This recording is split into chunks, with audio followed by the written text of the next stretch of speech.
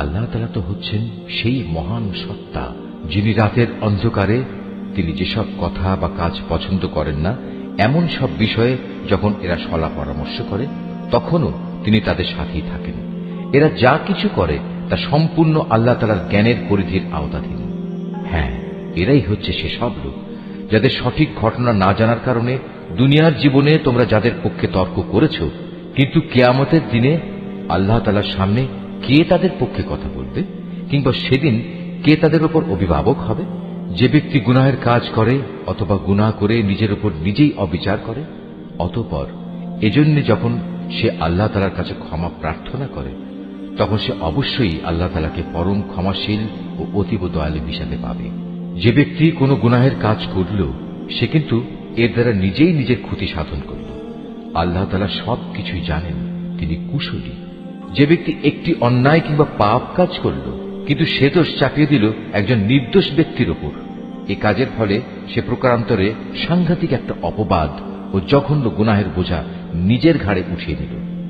এ পরিস্থিতিতে যদি তোমার উপর আল্লাহ তাআলার অনুগ্রহ ও দয়া না থাকত তাহলে এদের একদল লোক তো তোমাকে প্রায় ভুল পথে পরিচালিত করেই ফেলেছিল। যদিও তারা এই আচরণ দিয়ে তাদের নিজেদের ছাড়া অন্য কাউকেই পথভ্রষ্ট করতে পারছিল না। অবশ্য তাদের এই প্রতারণামূলক কাজ দ্বারা তারা তোমার কোনোই ক্ষতি সাধন করতে সক্ষম হতো না, কারণ আল্লাহ তাআলা তার গ্রন্থ ও সে গ্রন্থলব্ধ কলা কৌশল তোমার উপর নাযিল করেছেন এবং তিনি তোমাকে এমন সবকিছুর জ্ঞান শিক্ষা দিয়েছেন যা আগে তোমার জানা ছিল না। তোমার উপর আল্লাহ তাআলার অনুগ্রহ ছিল অনেক বড়।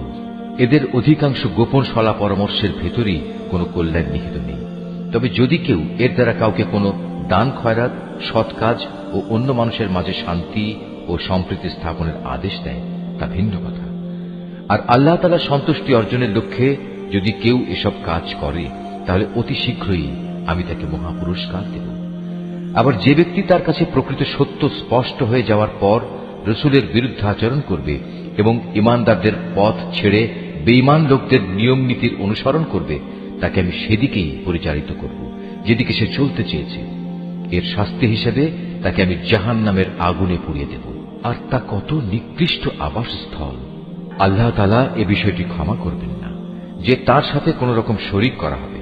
এছাড়া অন্য সকল গুনাহ তিনি যাকে ইচ্ছা করেন তাকে ক্ষমা করে দিতে পারেন। তাই যে ব্যক্তি আল্লাহ তাআলার সাথে কাউকে শরীক করল সে মূলত চরমভাবে গোমরাহ হয়ে গেল। আল্লাহকে ছাড়া এরা কাকে ডাকে? ডাকে নিকৃষ্ট দেবীকে কিংবা কোনো বিদ্রোহী শয়তানকে।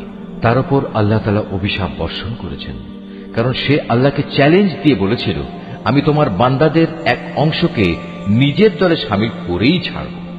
সে আরো বলেছিল, আমি অবশ্যই তোমার বান্দাদের গোমরাহ করে দেব, আমি অবশ্যই তাদের হৃদয়ে নানা প্রকারের মিথ্যা কামনা বাসনা জাগিয়ে তুলব এবং আমি তাদের নির্দেশ দেব যেন তারা কুসংস্কারে লিপ্ত হয়ে জন্তু জানোয়ারের কান ছিদ্র করে দেয়।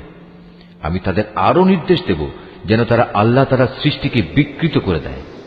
মূলত যে কোনো ব্যক্তি আল্লাহ তাআলার বদলে শয়তানকে নিজের পৃষ্ঠপোষক বানিয়ে নেবে সে এক সুস্পষ্ট ক্ষতি ও লোকসানের সম্মুখীন হবে।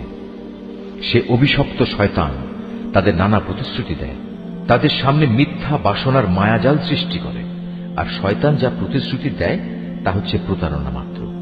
এরাই হচ্ছে সেসব হতভাগ্য ব্যক্তি যাদের আবাসস্থল হচ্ছে জাহান্নাম, যার আযাব থেকে মুক্তির কোনো পন্থাই তারা খুঁজে পাবে না। অপরদিকে যারা শয়তানের প্রতিশ্রুতি উপেক্ষা করে আল্লাহ তাআলার উপর ঈমান আনবে এবং ভালো কাজ করবে তাদের আমি অচিরেই এমন এক জান্নাতে প্রবেশ করাবো যার তলদেশ দিয়ে ঝর্ণাধারা বইতে থাকবে। তারা সেখানে অনন্তকাল ধরে অবস্থান করবে। আল্লাহর ওয়াদা সত্য, আর আল্লাহর চাইতে বেশি সত্য কথা কে বলতে পারে? মানুষের ভালো মন্দ যেমনি তোমাদের খেয়াল খুশির সাথে জড়িত নয়, তেমনি তা আহলে কিতাবদের খেয়াল খুশির সাথেও সম্পৃক্ত নয়। আসল কথা হচ্ছে যে ব্যক্তি কোনো গুনাহের কাজ করবে তাকে তার প্রতিফল ভোগ করতে হবে, আর এ পাপী ব্যক্তি সেদিন আল্লাহ তাআলা ছাড়া অন্য কাউকেই নিজেদের পৃষ্ঠপোষক ও সাহায্যকারী হিসেবে পাবে না। পক্ষান্তরে যে ব্যক্তি কোনো ভালো কাজ করবে, নর কিংবা নারী, সে যদি ঈমানদার অবস্থায় তা সম্পাদন করে তাহলে সে এবং তার মতো সব লোক অবশ্যই জান্নাতে প্রবেশ করবে। পুরস্কার দেওয়ার সময় তাদের উপর বিন্দু মাত্র অবিচার করা হবে না। তার চাইতে উত্তম জীবন বিধান আর কার হতে পারে যে আল্লাহ তাআলার নির্দেশের সামনে মাথা নত করে দেয়? মূলত সেই হচ্ছে নিষ্ঠাবান ব্যক্তি। তদুপরি সে নিষ্ঠার সাথে ইব্রাহিমের আদর্শ মেনে চলে। আর আল্লাহ তাআলা ইব্রাহিমকে স্বীয় বন্ধুরূপে গ্রহণ করেছেন। আসমান ও জমিনে যা কিছু আছে তার সবকিছুই আল্লাহ তাআলার জন্য, আর আল্লাহ তাআলা তাঁর ক্ষমতা দিয়ে সবকিছুই পরিবেষ্টন করে আছেন।